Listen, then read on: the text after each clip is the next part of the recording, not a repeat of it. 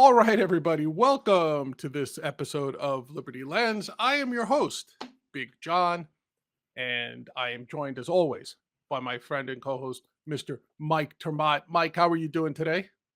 It's a real joy to be with you today, John, especially on this particular occasion. Thanks for scheduling this a day earlier during the week than we normally do. It alleviates a couple of problems, gives us a chance to talk about what's going on in Gaza because it's the hottest topic of the year, Yes.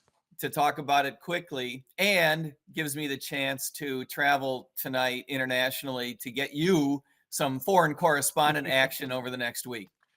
I greatly appreciate it. Like I never in my wildest dreams thought we would have an international correspondent here on Liberty Lens.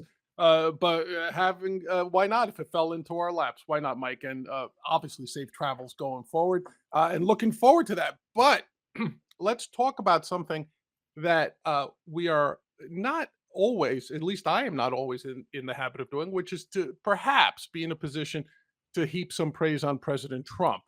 President Trump, of course, leading the charge, his 20 Yep. point peace plan for Israel and Gaza, between Israel and Hamas, to be able to finally get some peace in the region. And we got off to, I would say, at least a promising start, perhaps. Yep. Uh, We got the ceasefire piece of the peace underway, and that's a good thing. So yes, when when the some shooting stopped. heaping of praise is appropriate. I probably do a little bit more heaping traditionally for the president than you do, but Yes, we heap once in a while. Today's a yeah. good day to heap. Yes, and look, let's be honest about it. We all want peace in that region. It's something that's been elusive, obviously, and being chased after for, I don't think it's inappropriate to say, thousands of years, perhaps, in that region. So this is no small accomplishment by any stretch of the imagination, if it holds. But let's give the folks, Mike, some quick updates as of this recording, which is that the ceasefire, as you mentioned, part of it seems to be holding. It's a little fragile, but it seems to be holding. There have been some sporadic reports of sporadic violations of the ceasefire, notably 5 Palestinians killed in Gaza during this ceasefire as a violation. That needs to be obviously looked into. The hostage exchange did take place. The remaining living Israeli hostages and the remains of those that were in the possession of Hamas, of slain Israeli citizens, were all repatriated back to Israel. In return, there were roughly 2,000 Palestinian prisoners, detainees sent back. Those folks were released. As we mentioned, the ceasefire is holding.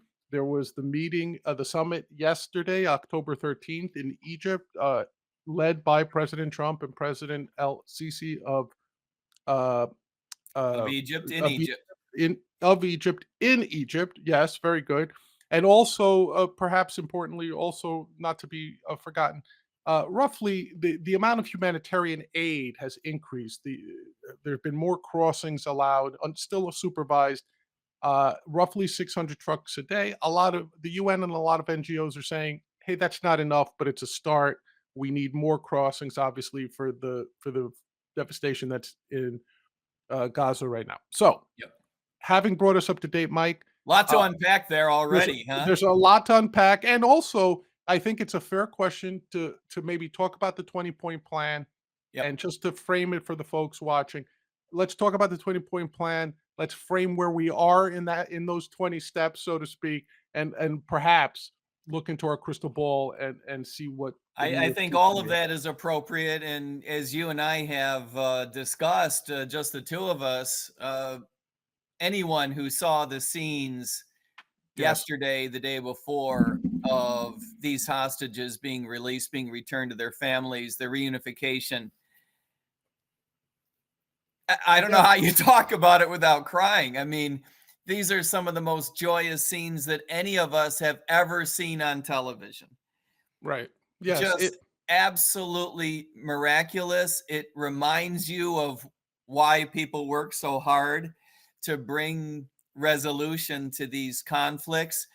I'm sure that of the 2,000 folks that were returned from Israel to the Palestinian people, undoubtedly there were a number of those 1,700 detainees. Remember, of the 2,000, there were 300 adjudicated prisoners, 1,700 that have not been adjudicated.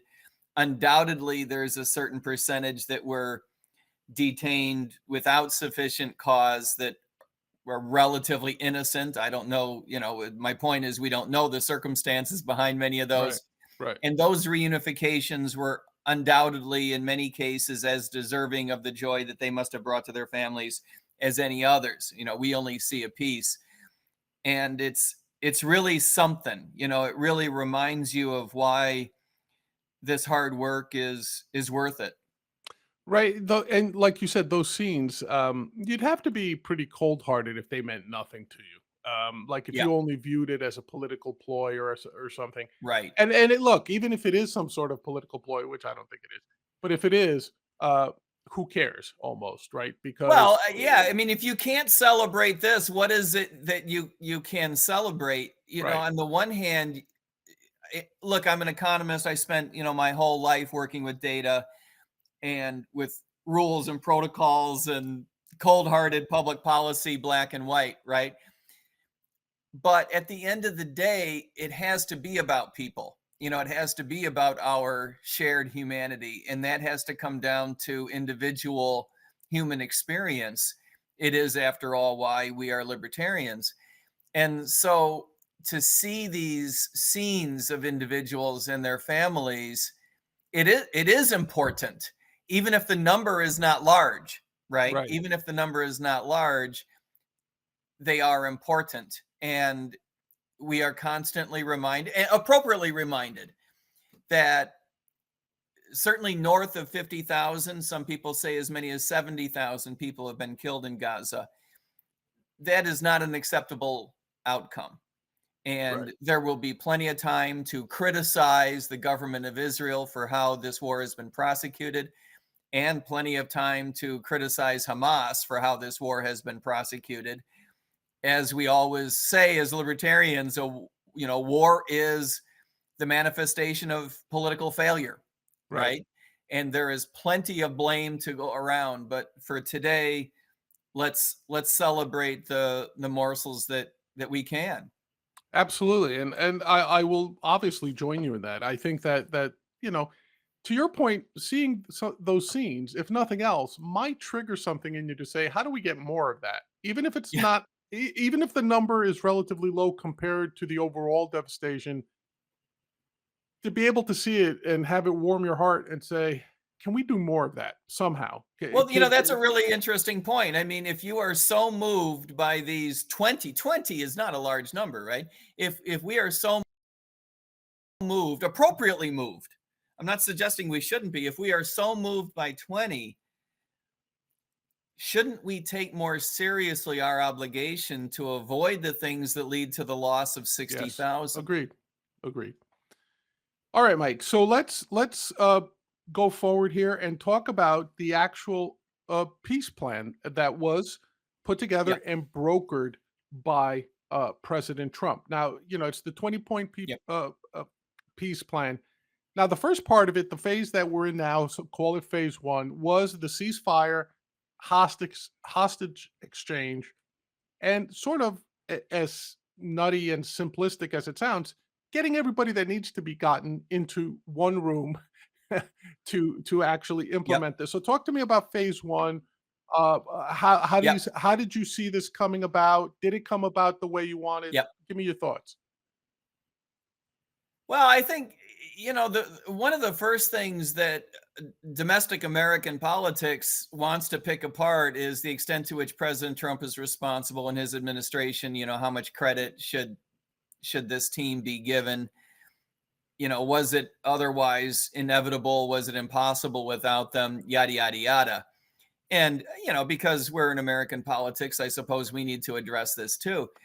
And to address it and then set it aside, I think the administration deserves a tremendous amount of credit. And I would suggest that there are two different ways to look at this. Number one, the president, I don't think the president would argue with what I'm about to say. He's a Right. transactional guy. He's a deal maker. He views these things as deals yet to be done. Right. I don't think he views any situation as beyond his ability to execute on the Right. art of the deal. And who, I don't just mean because he's president of the United States, but who else, what other team would be able to pull this off? He's got relationships with the Arab leaders all Right. around the Middle East, Sure. personal As a businessman. relationships as a businessman and as a result of Yes. Trump won, and personal relationships with the Israeli leaders. And, for what it's worth, he knows the Chinese and the Iranians also, which eventually we should talk about, but we probably won't get to because it's merely adjunct. He's got these relationships that matter.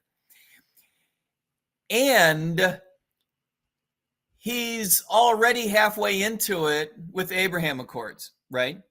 And the role that Jared Kushner has played, again, has been absolutely critical. And a lot of folks have been very, very critical, I believe appropriately critical, of Kushner for taking advantage of the situation to make money for his own family. I think that is a rock that needs to be uncovered. But it's hard to argue that some other team would have been able to pull this off, right? Based on the necessary relationships, the credibility that brings, the trust that brings, and the willingness to bring pressure. And which brings me to the other way to look at this that I think is sort of the other side of the same coin, hand in glove, perhaps. And that is that the president was willing to bring all this pressure, not only on the Israelis, but the Arab states in the area. And the European leaders. You notice that list of folks at the summit in Egypt the other day. That's a who's who of world leaders, right? For whom else do these people show up if not Trump? In other words, it's critical that it's the president of the United States, not just Donald Trump. And if you look at the 20-point plan, the one thing I'm interested in your reaction, John, the one thing that I noticed when looking at that plan is the brutal simplicity. There was nothing in that plan that, revealed Coke recipe, right? This was, you go back to the line, you hand over prisoners, you put down your guns, then we work on security, then we work on long-term governance. There was nothing in there that had not been discussed 10 times in the past 3 decades, right? There was no reinvention of the wheel. Right. And we are talking about the wheel here. I mean, these are basic building blocks of how you would put any peace deal together. Yeah. This was not Tesla inventing electronic induction. This was basic building blocks. And so I really think that the victory here is not a matter of having developed this incredibly sophisticated plan that no one else could have thought of. I mean, to be fair, I think if we lock up you and me and 10 smarter guys in a room, which would be easy to find, we're coming up with a similar 20-point plan. These are just building blocks. What made it zing, the reason we're here is because the president of the United States, as such, was willing to go out on a limb. Remember, if this doesn't work, he looks like an idiot, right? He's willing to go out on a limb in a way that very few presidents, some would argue that Bill Clinton went out on a limb. I don't think he went this far. Went out on a limb, pressured all of these people, put his prestige at stake, brought these leaders together, and sheer force of will was able to cause this ceasefire to come into being the downside, the bad news is I think it's going to remain just a matter of sheer force of will to hold this And together. On some level, you might feel better if he had invented something that no one else had ever right, thought of, and right? see that I was just gonna when you categorized it as such, and you said, "Oh, what do you think about that?" And again, I'm trying. We kind of talked before the show. I'm trying to purposely not crap on President Trump like I usually do. But look, you mentioned people who put themselves on the line, U.S. presidents for this type of. You mentioned Clinton. It's also fair to mention Jimmy Carter, obviously, right? Right. But what? Absolutely. So there's that, but there's also, to your point, Trump reminds me of someone that a lifelong friend, went to school together, football jock, played for the Patriots at one point. But when he became successful in business, a lot of us were shocked, right? And the reason I take this sidebar is to just illustrate this. We were shocked. We're like, how is this guy dealing with running a company Yeah, that's in high tech and everything? The guy could barely do ABC, right? Academically. right. He was a B Yeah, student in not high even. school. I get it. But here's the thing. When I asked him, I said, how did you get to this point, sir?" And he would come to me and say, Yeah, "The thought of failure never enters my mind."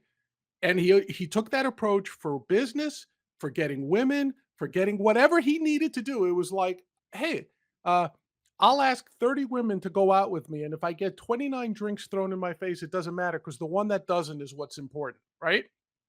it's persistence when you realize Right, what's and the important thought to of you. failure never enters your mind. And in that sense, I kind of view President Trump in that sort of category, being a salesman and everything. He's like, the thought of failure almost never enters his mind. And what he has to do to get to that point, okay, great. So, to your point, through sheer force of will, got all these people together. Like you said, And Trump has certain assets that other people don't. I mean, he can redefine the problem if he wants right, to, he's in that because position. he figures he controls the narrative, which in so many Right. cases he's absolutely correct. It reminds me, you mentioned the intersection of sports success and business success. It reminds me of two cases: Magic Johnson and Mm. Michael Jordan. Magic Johnson attributed his success to creatively thinking outside the box, which fit with his And style of personality. You're basketball. right. Yeah, yeah, yeah. Yeah, Right, right. And, it's not a coincidence. Now, Magic Johnson is obviously a yeah. smart guy, but no one is suggesting he's the world's Right, smartest right, guy, right? He's a very smart guy who always played creatively and is willing to think outside the box, reinvent his game sometimes, learn to play with different players in different circumstances. You roll that up, smarts is Mm. overrated. Let's be honest, smarts is overrated. And, thank God. But the other instance that crosses my mind when you bring up that, and apologies for the sidebar, but I think you're onto something here. Michael Jordan just has won one of his championships. I want to say it was the fourth. They asked Karl Malone in the losing locker room to say something nice, and he says, "We did the best we could. Congratulations to the Bulls." They stick the microphone in front of Michael Jordan's face in the winning locker room. Carl says, "Congratulations, they did the best they can." Now, Michael Jordan has never been known for being the world's Right, nicest guy, but here's an opportunity to make nice and say something stupid right, and exit, right? Ain't going to happen. He says that's the difference between the Bulls and every other team. Other teams do the best they can. We do whatever it right. takes to win. Holy cow. I mean, I've never forgotten it, right? That was like 30 Right. years ago. I've never forgotten it. And I think that the Trump team would say the same thing.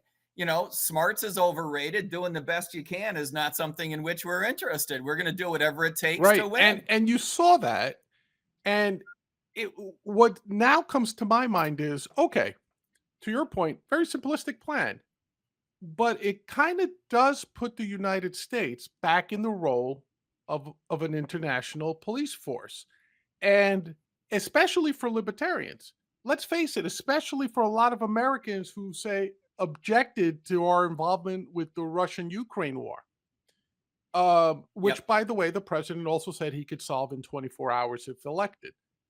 Um, Yep. so that aside, though, the Russian-Ukraine war aside, is the part of the 20-point peace plan that is, let's face it, is almost entirely dependent on the United States throwing its weight around in the region, continuing to act as the policeman.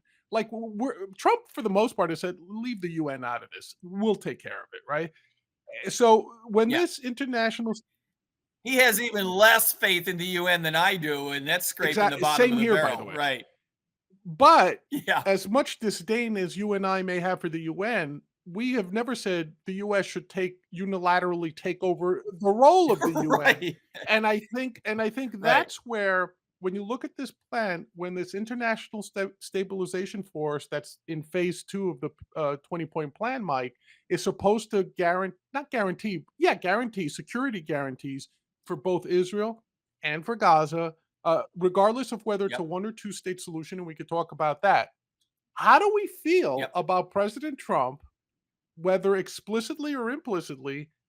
How do we feel about him putting the United States once again as the world's cop? Because if I'm being a detractor, which I usually am, I would say, like, well, this isn't any great shakes. To your point, the plan is kind of simple, but if it depends on us being a cop again, how is this any different than what got us into our involvement in so many entanglements around the world, whether it was South America, the Middle East, now with NATO, right? Like, on the one hand, why are we Yep. withdrawing from NATO, but we're more than happy to play cop in the Middle East? Yep. I think that the overall context is very complicated. I liken it to term limits, which are something that libertarians hate, but is something I often refer to as a bad idea whose Right. time has come, because you realize how bad incumbency is. I think that we are realizing that there is a more original sin than the United States intervening these past few decades in every conflict around the world. And that is that the United Nations imposed a settlement in the Middle East that did not pass muster for a whole lot of millions of people in the region. And that has set off a series of conflicts ever since Right. 1947 that suggests that the international community, I don't mean the United States, but suggests that the international community has a bit of an obligation to help resolve this, having helped cause it. Okay. The other thing worth mentioning is it's not clear that walking away from, whether you call it an obligation or just call it, observing, it's not clear that walking away completely fulfills our humanitarian obligation. That doesn't mean you put troops on the ground, right? But we have interests. I don't mean to suggest that the neocons were correct. Don't mishear me. But we have an interest in stability if the alternative is a world conflagration beginning in that part of the globe. The proof, therefore, I believe, will Mm. be in the pudding. Can the president bring sufficient pressure on players in the region to step up and provide an international security force that allows a transition to a two-state solution, whatever that might look like? Maybe you don't want to use the words two-state solution, but ultimately it will have to be one by one name or another. If the world can provide a transition vehicle, I don't have a problem with the United States playing a piece of a role in that transition vehicle. Right now we've only got a couple of hundred troops. We have a command center overseeing this that is exterior to Gaza. That's okay. When it comes to dozens of billions of dollars and thousands of troops, I'm not okay. But I do believe that we can get to where we want to be by bringing pressure on the other players in the region who have a more direct interest in this. I get that. I I have to tell you though that I'd be concerned if our role was like what we did with Iran. Like, hey, let's go bomb Iran just to send a message, or Yeah, let's bomb Iran because right. So yeah, I that's the agree. issue to me is like happy for what phase one, happy, super happy. Like you said, those scenes of reunited families and loved ones. How can you not be moved by that in a positive way, obviously? Yep. But now, if I'm sitting back here at home and we start to talk about things, once things have settled down a little bit politically, um, how does that play with the American people? Like, I think that it's good. It's a real problem, not only from the standpoint of domestic American politics, but the reality of the violence on the ground. I I, I would be shocked if the 5 casualties that we've seen over the past 48 hours was the high watermark in terms of violence. The sticking points in moving through phase two are the same sticking points that you would have been able to put your finger on months ago, years ago, and I fear months from now, which is to say, how do you get how do you get the Israeli Defense Force out of Gaza right, completely, get them to relinquish control, and make their government feel, make their population feel that they are secure. How do you achieve all that simultaneously and hand in glove? You can't have one without the other. How do you get Hamas to lay down their weapons and agree not to play a role in governance going forward? I think that those two sticking points, which are two sides of exactly the same coin, you're not going to see one mm, right. without the other. How do you get are we any closer to getting those than we used to be? I would argue that phase one does not make us any closer to achieving phase two. That the exchange of hostages and the ceasefire, if that's what you call phase one, does not make us any closer to achieving phase two, particularly if you believe what I think a lot of folks do about the Netanyahu administration, which is they view themselves as being in political trouble if they're not at war, That was going to be my right? question to you, Mike, because there's always optics and there's always politics, right? So the only world leader in this mess who was not in Egypt for the summit was Netanyahu. And much Yep, like Zelensky being excluded from peace talks when was having initial peace talks for Russia Ukraine, it kind of makes you wonder if you don't invite if the yep, leader of one of the two combatants, so to speak, is not at the peace summit, has no representation at the peace summit. What have you achieved? Now yep, he was invited. yep, President Trump said so. He was invited. Never mentioned that he wasn't yep, there.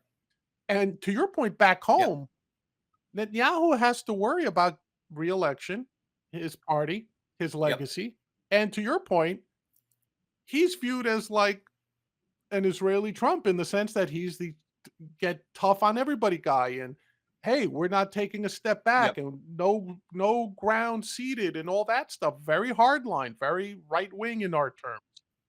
Very right wing, very hardline.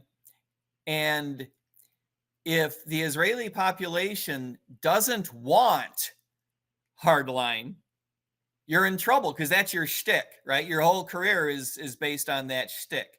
You know, Zionism squared, right? And To to a some higher order. extent, it mirrors President Trump's base here in the United States, right? Like President Trump's thing is no tolerance for illegal immigrants, no tolerance for crime in the streets. If it means rolling out the military, that's what we get. If it means millions forcibly deported, that's what we get. That's what appeals to his base. And Netanyahu, And the analogy yeah, runs deep. Both have sought reform.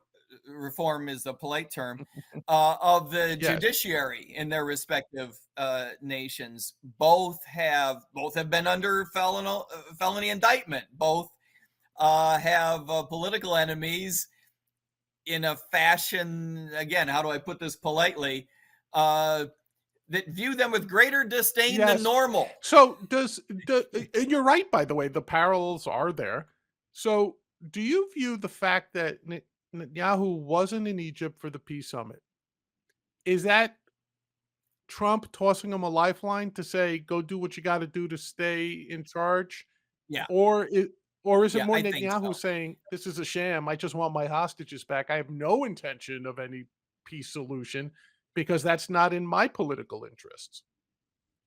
Well, we'll see. Uh, you know, all indications are that Netanyahu decided to change his mind about going. The initial reports were that he would accept the invitation from Sisi that was extended because Trump pressured Sisi into inviting Netanyahu.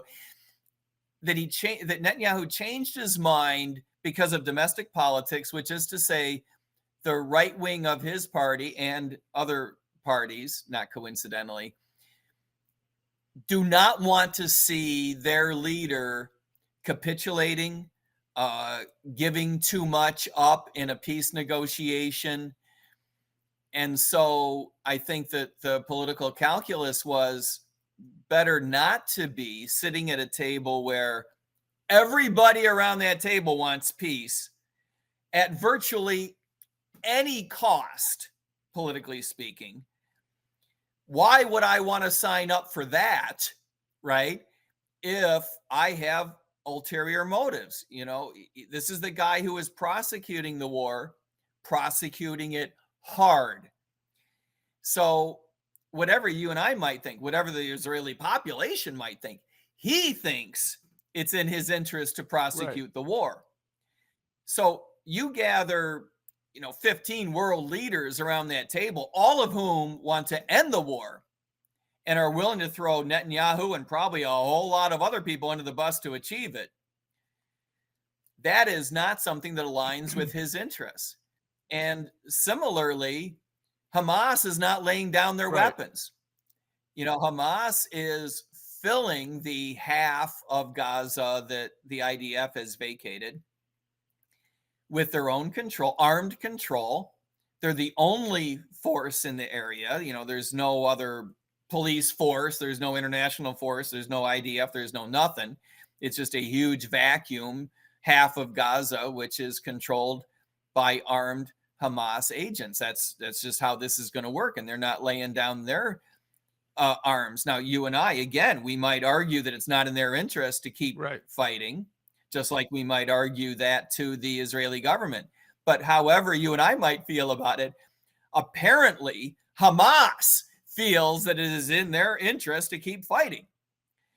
And so I don't believe that they were, any representative of Hamas was invited to the summit, but it would not have been in their interest to attend Right. anyway, because they don't want to appear as though they're capitulating to a whole bunch of peaceniks either. The warring parties want to be warring, which is why they were warring in the first place. Right. So how do we get to your point, phase one was a feel good phase. It's a start. No one's crapping on that. How do we transition into phase two unless, again, let's face it, Donald Trump puts on a hat, a badge, and carries a big one of those swinging sticks you cops used to carry around, batons, and figuratively stands in between Hamas and Israel I at one don't think point. he has to do it with his own nightstick, but I think he's going to have to do it with his own political pressure.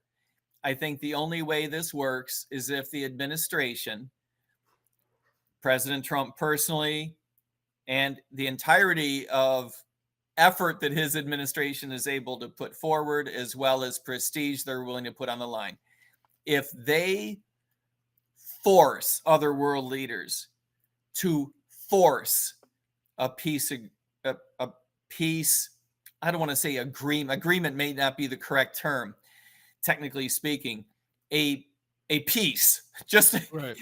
just as a prolonged ceasefire, right? Even if you don't get to a peace agreement. That's the only way that this is going to hold, is if there is an international coalition willing to put troops on the ground to keep the two parties apart that would otherwise be warring.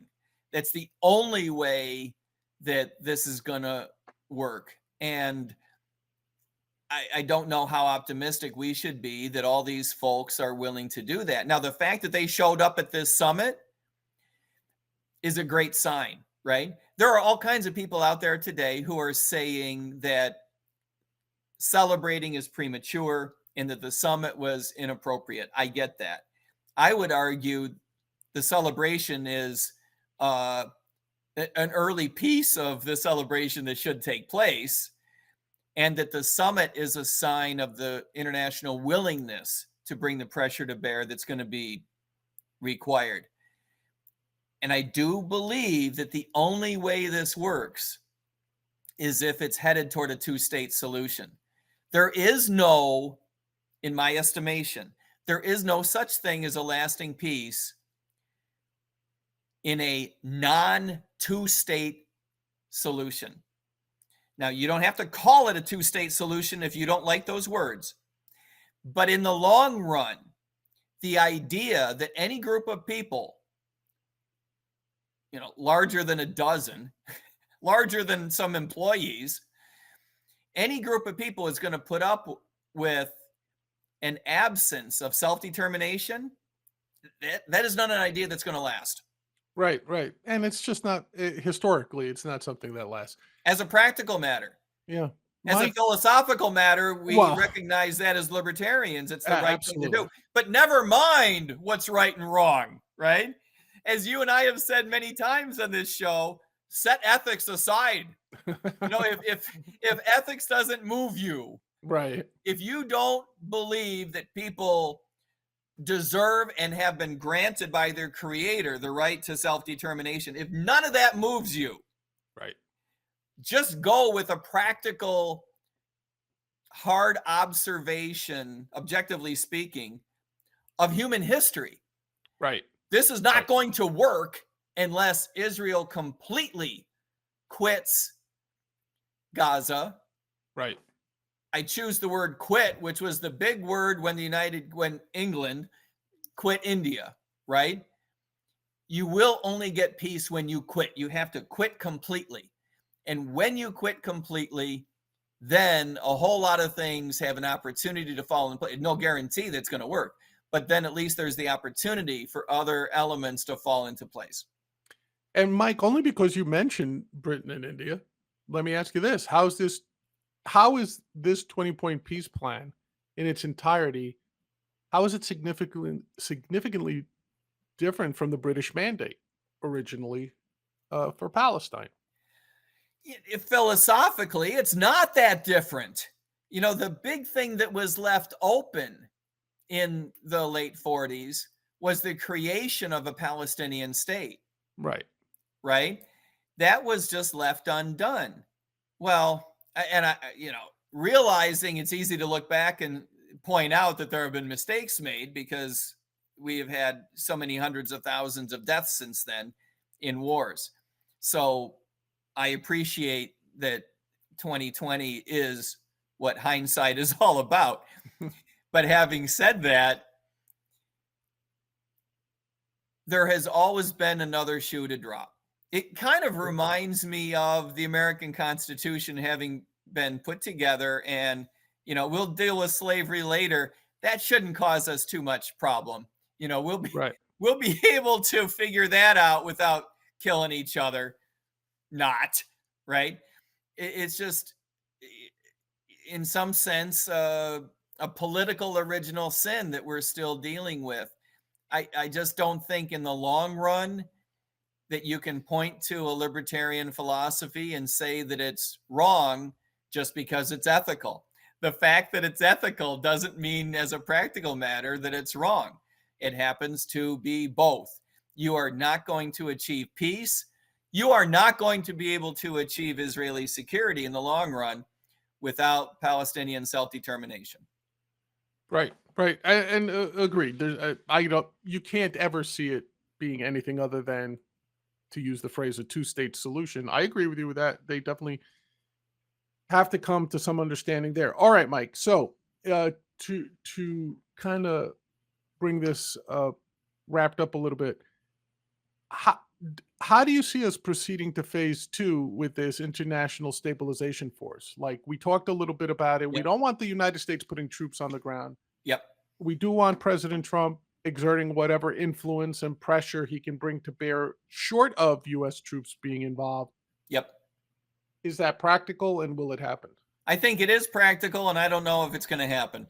One of Okay. the reasons why I think it's practical, there's a funny meme going around making fun of the administration using tariffs to get their way about everything, right? Right. It Right. seems like the administration has found its hammer and the whole world looks like a series of nails, Right. right? Okay, never mind the tariff itself. Let's go one layer deeper. The administration seems willing. Uh, anyone in Ottawa knows this. The administration seems perfectly willing to throw any relationship in the world under the bus. Right? One Right. day you're a darling of the Trump administration. The next day you're a dog. One day you're a political appointee. The next day we're prosecuting you. Right. It goes back and forth pretty quick, right? You can't be in Paris and not notice that. You can't be in London and not notice that. You cannot be, pick your world capital, right? Right. You cannot be in Cairo or Damascus and not know. You cannot be part of the Saudi kingdom or the Jordanian Hashemite kingdom and not notice this.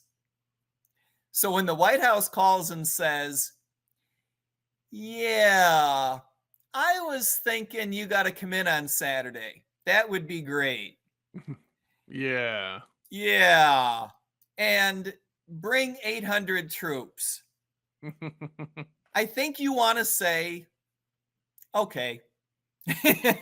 You know what I mean? I think you want to say, okay.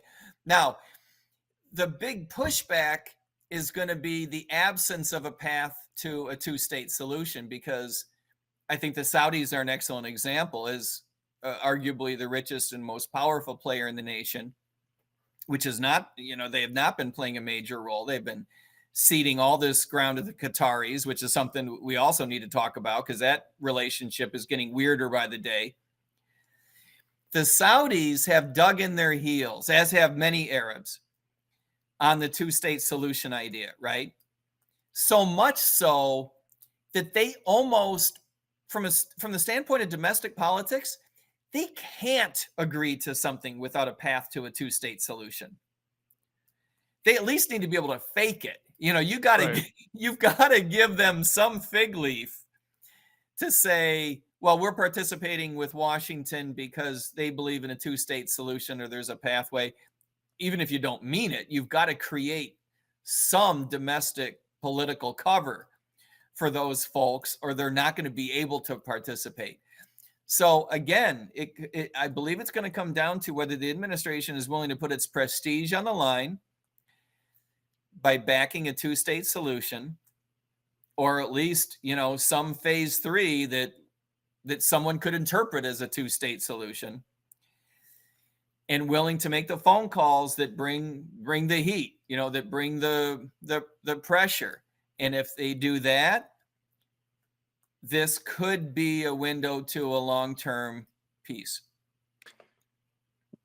What do you make of the carrot and stick sort of end of this too? Because I would think that while you've got, okay, so the US, I kind of let's picture Trump as like a referee, right? He's got the two fighters separated, he's between them, he's kind of jostling, making sure they don't throw any illegal punches after the bell, right? The only way this works is while you have them in this state, in my opinion, they're Yep. separated, is heap on the old libertarian economic benefits of being at peace as opposed to being at war. So does the president, in his mind, have these international players? Like you mentioned Jared Kushner, right? A lot of this is going to be who's making money off of this, Right. and how much of that profit motive for private players, which we all agree with, is going to be seen by the average person on both sides of that solution, right? Because Yep. I think if you could show the people in Gaza, Hamas does not have your economic interests in mind. You want the latest stuff, you want to have a higher standard of living, it's going to be when you put down your arms and you pick up your Yeah. computers and your laptops and whatnot. Do we Yep. see that happening, Mike, or is that something we're pushing off phase 3 maybe or I something? think people are going to make the argument. I just don't think that people are going to listen. And I think that that's a big difference between the Israelis and the Qataris on one side and the Israelis, the Egyptians, the Palestinian, well, the Hamas, the Syrians, and all of the Iranian subtopics, right? All Right, of right, their former beneficiaries. Those folks, the latter category, set aside the Saudis and the Qataris just for a moment. That latter category is full of political people who view the world as a power play. It's a zero-sum game, and I'm only getting ahead to the extent to which I can suppress someone else. It's land that I want, it's power that I want, it's control that I want, it's staying in office. These are all zero-sum game propositions. right. And all of that negotiation for them is personal. It's all a matter of, can me and my bros stay in power and stay in control? The Saudis are a very different look because, you're talking about a family that is used to financial success and who takes that seriously and who views their population's financial success as being intertwined with their own and with their political success, Mm, right?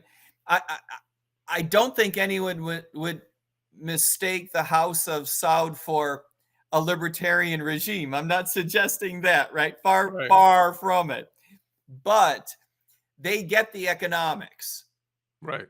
They get the fact that if the world is stable, they go on selling oil, their nation develops, their family stays in power. That's how they see this. Selling the political players, Israel and further west, selling those people on the idea that if we all just learn to get along, we're all going to get rich. And that's what matters. I just don't think that's an argument that carries a great deal of water. Hmm. I don't think that the political parties in Israel are sitting around wondering, how do we accelerate GDP and stabilize the shekel and build up international trade in the area so that our democracy can be ultra powerful in 75 years. I just don't think that that's how they think. They don't think like 1986 Republicans. Right, It's right. just not their shtick. Their shtick is worrying about security. Of course, right? Good for them. They've had war imposed on them so many times that one could forgive them for the extent to which they Right. fight back and lash out. So they've got to worry about security, and they have to worry about juggling modern definitions of Zionism with modern imposition of other folks' definition of self-determination, civil rights of their own people, civil rights of the Palestinians.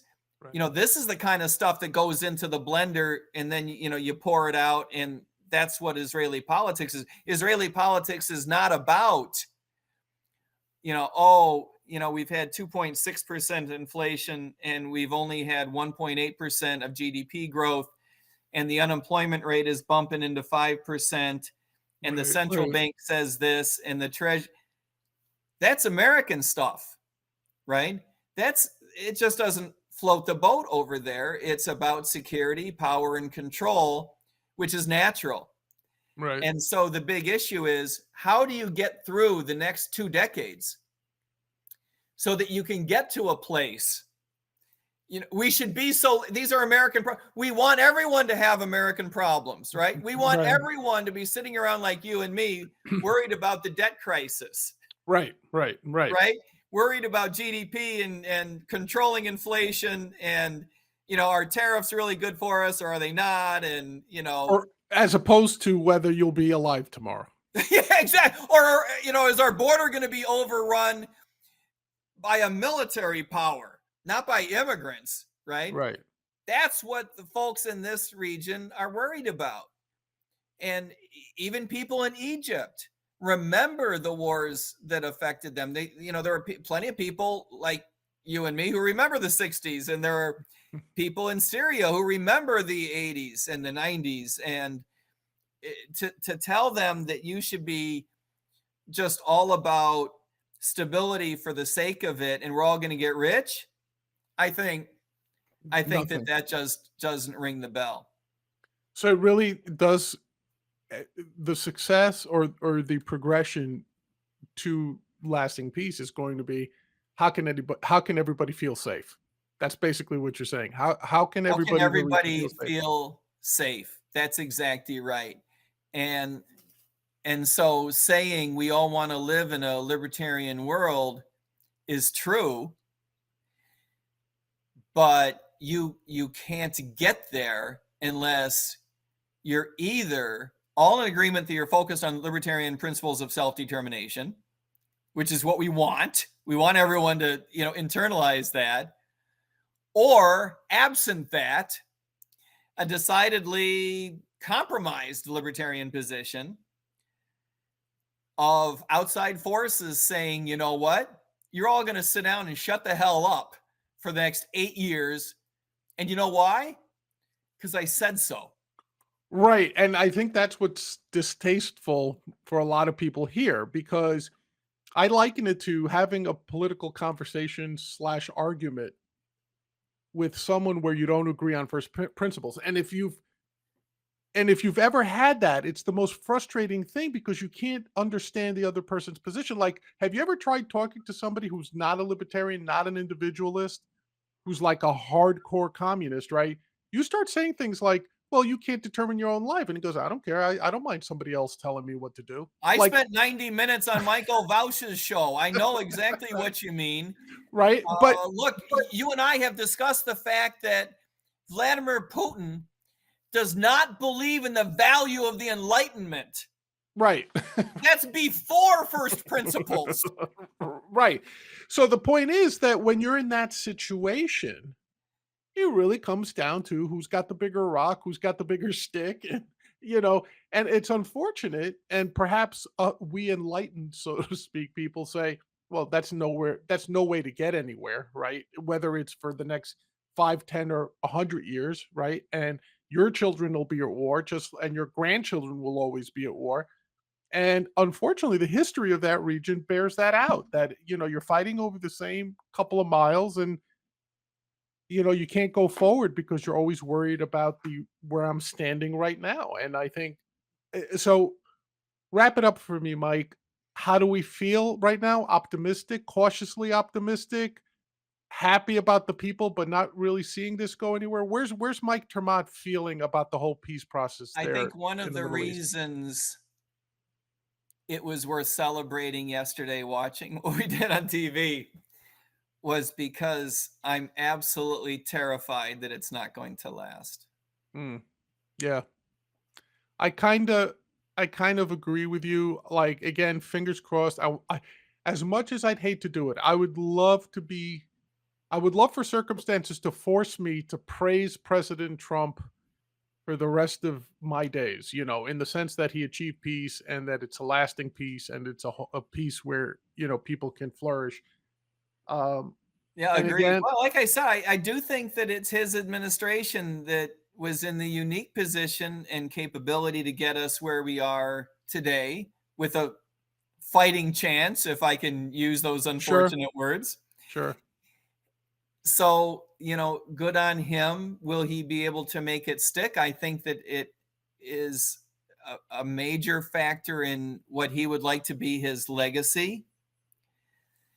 I think that George Herbert Walker Bush learned that people can look at your international success and quickly discount it and vote you out of office, and anyone who looks like you out of office if domestically speaking the economy is not going the right direction.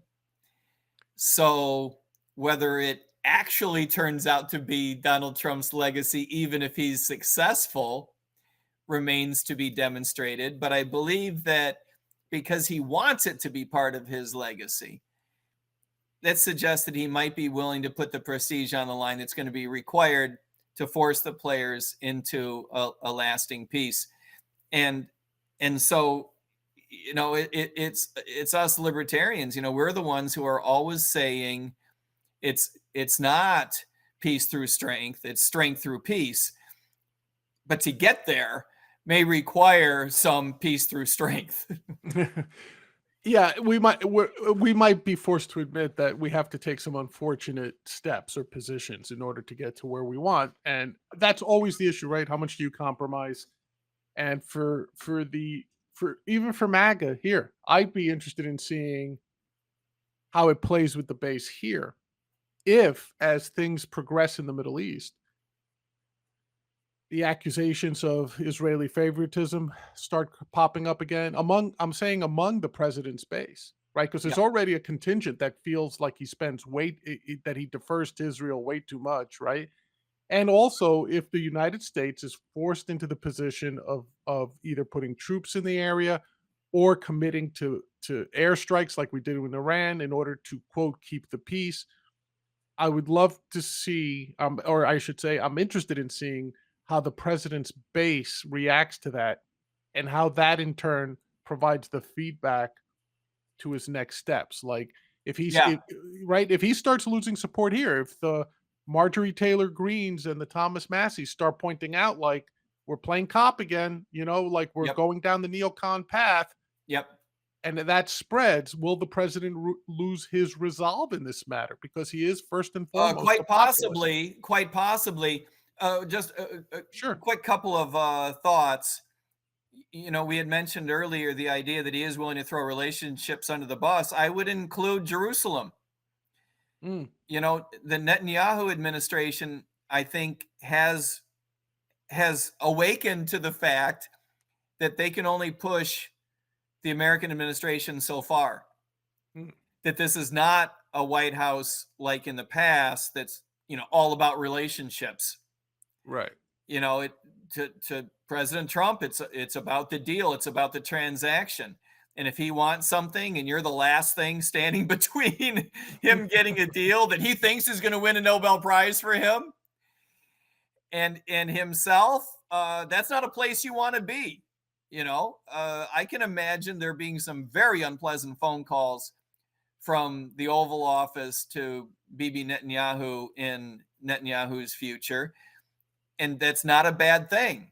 You and I also, I certainly have said many times over the past couple of years, especially, I think that the Israeli foreign policy and domestic policy and the United States domestic policy and foreign policy are much too intertwined. Right. I think that the politicians in Washington do defer too much to the interests of the Israeli government. I do believe that having a very strong alliance with the Israeli people is in our interest and is culturally aligned with our interests, aligned in terms of the development of democracy.